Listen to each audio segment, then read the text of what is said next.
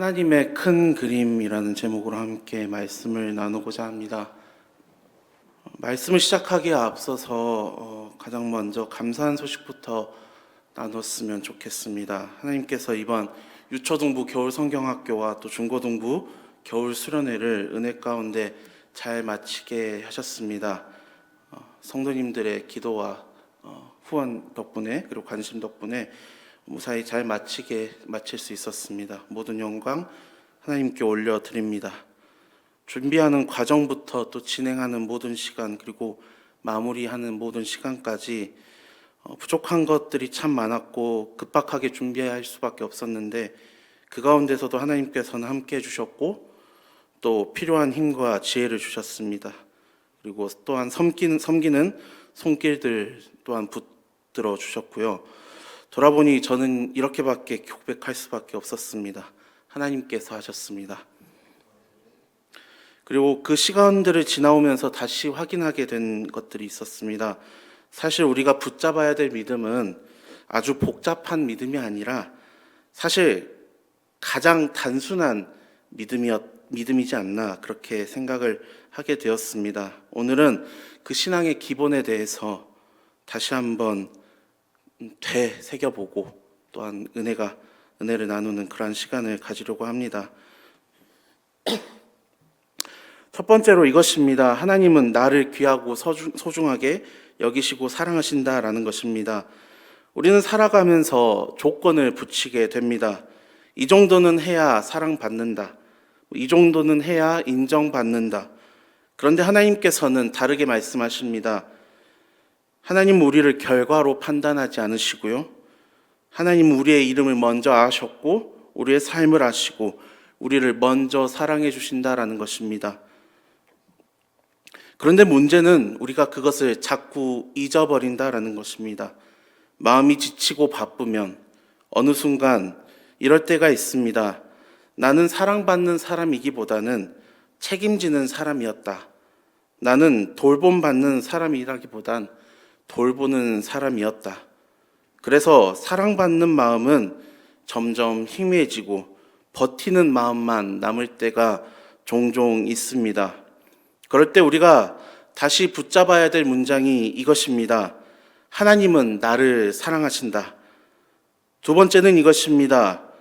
그 하나님의 사랑을 기억하면서 하나님이 사랑하는 나를 내가 소중하게 여겨야 한다. 여기서 자주 엇갈립니다. 우리는 남을 위해 애쓰고 사랑하고 수고하는 것은 정말 익숙합니다. 근데 정작 내 마음은 하나님 앞에서 돌보는 것이 참 서툴 때가 많이 있었습니다. 그래서 쉽게 나를 깎아내리고 나를 정죄하고 나는 왜 이 모양인가 하면서 내 마음을 계속 무너뜨리고 있습니다. 지금 한번 여러분들 마음 가운데 이 질문을 던져봅니다. 하나님이 귀하게 여기시는 나를 나는 지금 어떻게 대하고 있습니까? 신앙은요, 내가 더 강해지는 것만이 아닙니다. 신앙은 내가 하나님 앞에서 다시 사람답게 서는 것입니다. 하나님이 나를 귀하게 보시는데 내가 나를 함부로 대하면 그 마음은 점점 메말라지게 됩니다. 그래서 믿음은 이렇게 이야기합니다. 돌아가야 한다. 기본으로 돌아가자. 세 번째는 이것입니다. 하나님은 내가 숨기고 싶어하는 약점까지도 은혜의 재료로 사용하신다는 것입니다. 우리 모두에게 다 약점이 있습니다.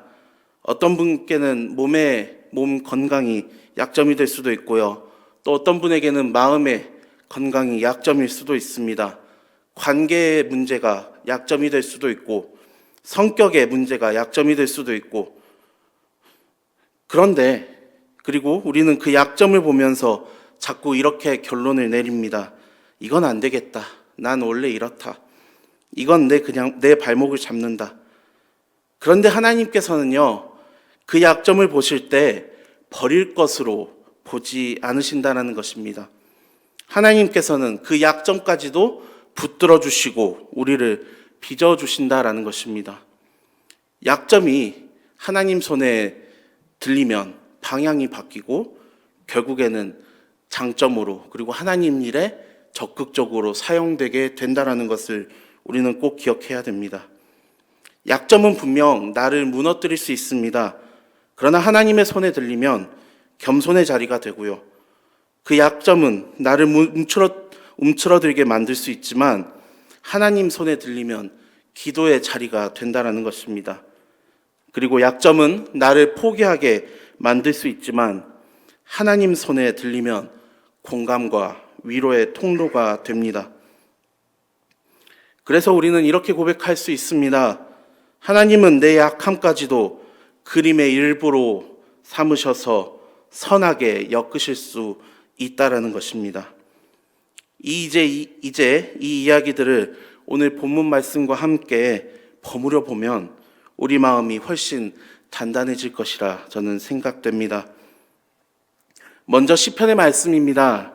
시편 오늘 본문 말씀 23절에서는 이렇게 이야기합니다. 여호와께서 사람의 걸음을 정하시고 그의 길을 기뻐하시나니, 여기서 걸음은 거창한 것이 아닙니다. 우리 하루 전체입니다. 오늘 아침 어떤 마음으로 시작했는지, 어떤 말을 선택했는지, 어떤 관계를 감당했는지, 어떤 유혹을 지나쳤는지, 또 어떤 순간에 주님을 불렀는지, 이 모든 것들이 다 걸음입니다. 그리고 하나님이 그 걸음을 정하신다라고 성경 말씀은 이야기합니다. 그리고 24절 말씀은 우리를 더 깊이 위로하고 있습니다. 저는 넘어지나 아주 엎드러지지 아니함은 여호와께서 그의 손으로 붙드심이로다. 말씀은 믿으면 절대 안 넘어진다라고 말하지 않습니다. 넘어질 수 있다는 것을 오히려 인정하고 있습니다. 인생은 늘 반듯하게만 가지 않는다라는 것을 우리는 삶의 경험을 통해 잘 알고 있습니다. 마음이 무너질 때도 있고, 상황이 꼬일 때도 있고, 기도가 막힐 때도 있습니다. 그런데 말씀은 분명히 이야기합니다. 아주 엎드러지지는 않는다. 왜 그렇습니까?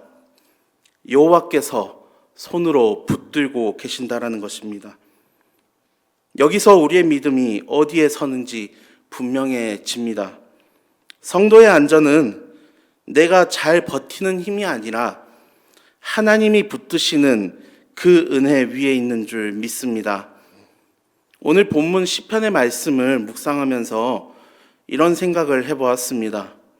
주님이 내 걸음을 정하시고 넘어져도 손으로 붙드신다. 그런데 우리는 이런 질문을 또 하게 됩니다. 그럼 지금 이 순간, 아니면 예배 드리고 이 교회 문 밖을 나서는 순간에도 과연 그럴 것인가? 우리 인생을 하루 24시간으로 비유를 많이 합니다. 그러면 나는 지금 몇 시쯤 있을지 한번 생각해 보시기 바랍니다. 정확히 계산할 필요도 없고요. 단지 그냥 내가 지나고 있는 구간을 잠시 돌아봤으면 좋겠습니다. 어떤 분에게는 지금이 아침처럼 느껴질 수도 있고, 어떤 분에게는 한낮처럼, 또 어떤 분에게는 해질 무렵이나 밤처럼 느껴질 수 있습니다. 아침은 시작과 기대가 있고, 한낮은 가장 뜨겁고 바쁘고 책임이 무거운 그런 시기이고요. 해질 무렵은 정리할 것들이 보이고 마음이 더 깊어집니다. 밤은 조용해지면서 무엇을 남길까 같은 질문들이 찾아오기도 합니다. 그런데 여기서 중요한 것은요, 내가 지금 몇 시냐 이것이 아닙니다. 어느 시간이든지 하나님께서는 그 시간을 버려두지 않으신다라는 것입니다. 아침이든 한낮이든 해질 무렵이든 밤이든 주님께서는 우리의 걸음을 정하시고 우리가 넘어져도 아주 엎드러지지 않게 손으로 붙들어 주신다라는 것입니다. 그리고 여기서 로마서 8장 28절 말씀이 우리를 더 붙잡아주고 있습니다.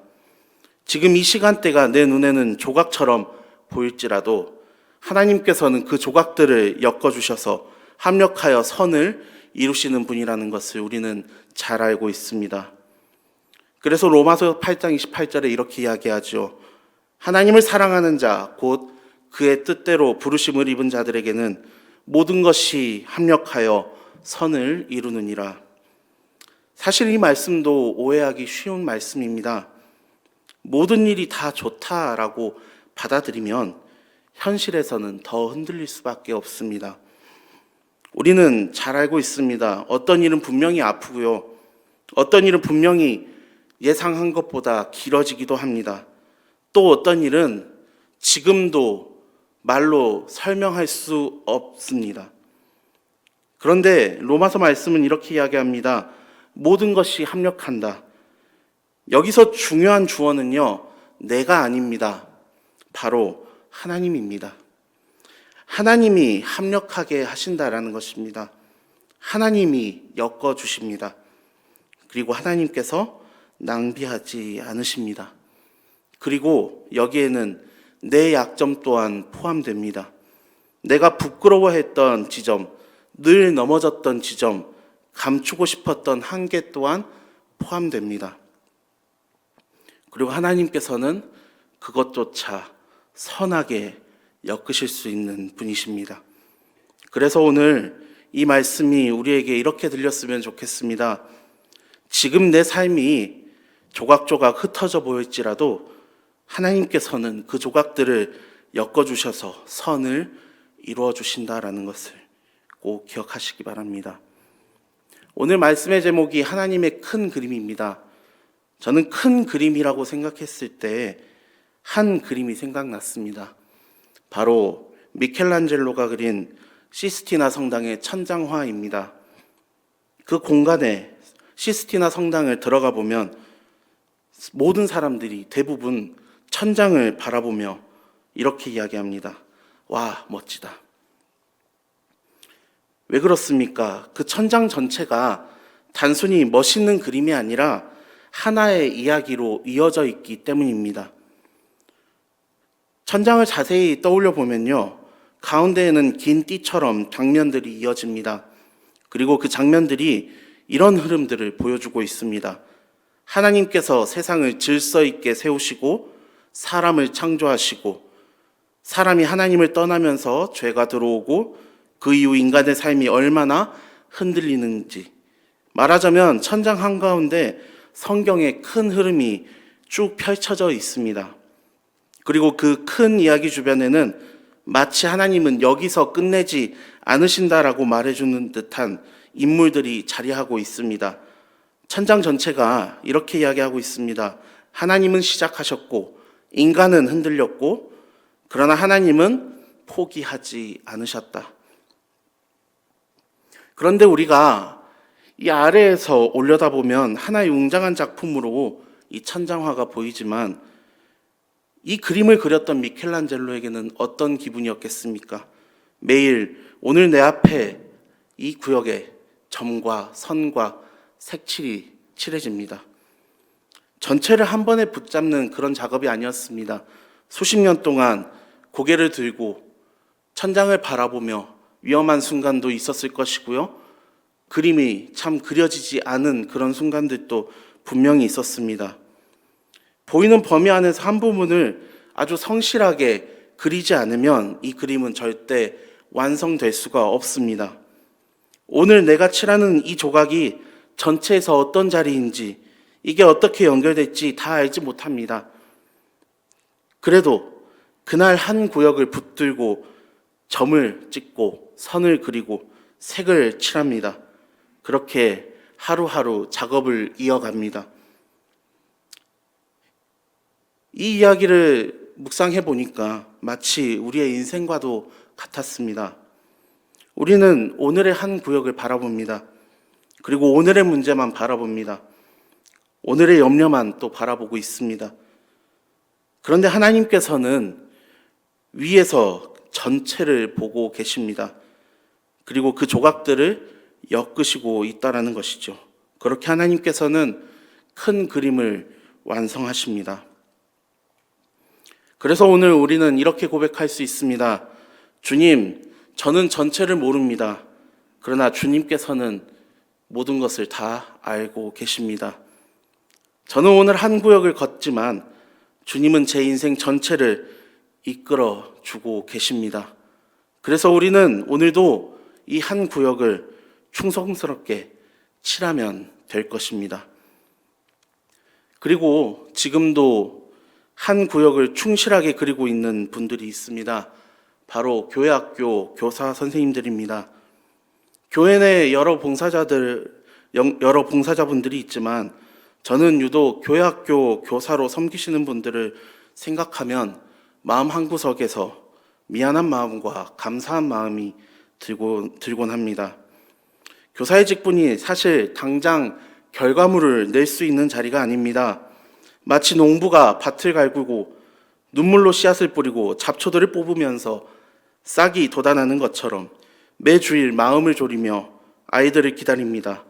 겉으로 드러나는 자리보다 준비하고 기다리고 기도하며 붙들어주는 시간이 더 길었을 것입니다.